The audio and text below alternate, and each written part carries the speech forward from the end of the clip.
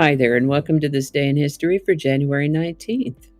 January 19th is the 19th day of the year in the Gregorian calendar, with 346 days remaining to the end of the year, 347 in leap years.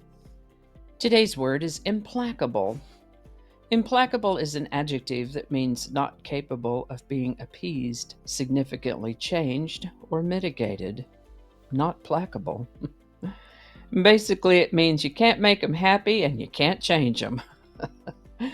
The word implacable comes to us from Middle English, Latin before that, from a word that means to soothe, and with the prefix I am, indicating, sorry, Charlie, no can do. Following that line, implacable means cannot be soothed. Since it's an adjective, you're going to see it used with a noun, like implacable enemy or implacable toddler. First known use of the word implacable is in the 1400s.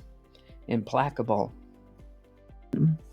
And with that, Bolle Willem Luxdorf was a Danish civil servant, historian, writer, and book collector. In fact, he's best remembered for his massive book collection, about 15,000 volumes. That's a lot of books, isn't it? He comes to the news today, though, because of a little piece of history that he recorded in his diary on January 19th, 1764. In his diary entry, he noted that a mail bomb had severely injured the Danish Colonel Poulsen at Borglum Abbey. We think this might have been the very first mail bomb. It came in a box with explosive material and a device to ignite it.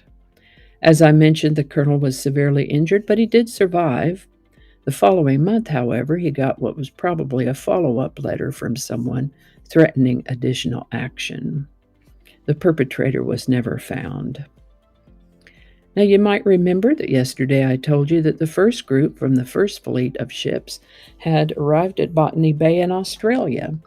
And on January 19th, 1788, the second group of the first fleet arrived.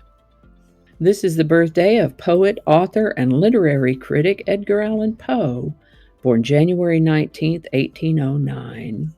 He's one of the first short story writers and is considered to be the inventor of the detective fiction genre. He relied on his writing for his living, which made things financially difficult for him, fairly uncertain.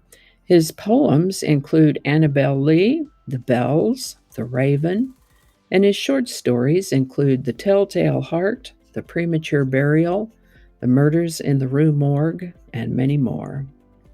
A number of his poems and stories have been adapted to music, television, and film, and referenced in popular culture. Edgar Allan Poe died at the age of 40 from an unknown cause. There's been a great deal of speculation about how he died, but we really just don't know for sure. On January 19, 1883, the first electric lighting system using overhead wires, built by Thomas Edison, began service at Roselle, New Jersey. In January of 1901, Queen Victoria of England, age 81, had arthritis so painful she couldn't walk. Her vision was clouded by cataracts, and she'd been feeling weak and unwell for the past few weeks.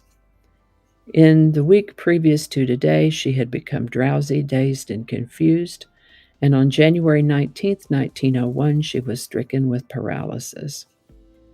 We don't really know about that either, but I'm going to guess maybe a stroke. She's not long for this life at this point, but we'll talk about that when it comes around in a few days. This is the birthday of singer-songwriter, actress, and businesswoman Dolly Parton, born January 19th, 1946. She was born the fourth of 12 children and credits her father for her business sense and her mother's family for her musical ability. Lovely human being, Dolly Parton.